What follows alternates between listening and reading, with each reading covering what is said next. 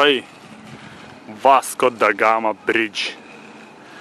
17 km ilgio tiltas. Per upytę, čia dar ne vandenyną. Kokio ilgio.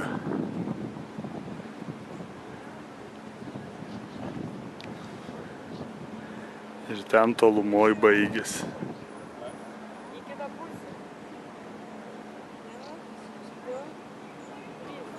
O čia kažkas, o čia irgi čia spėliojom, kas čia yra mes dabar.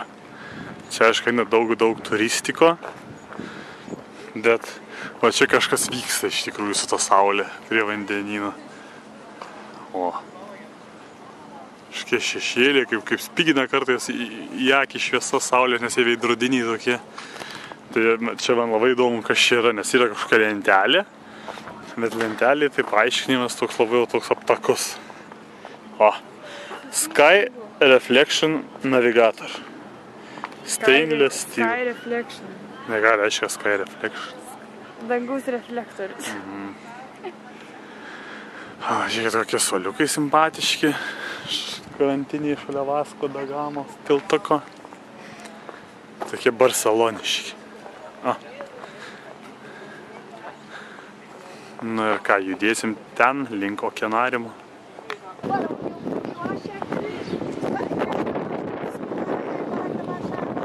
O, cable cars.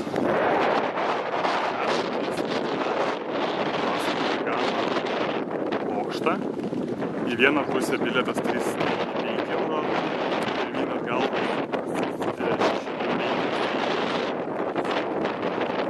Tai sakė, kilsim tik į vieną pusę ir gal ten nusileisim.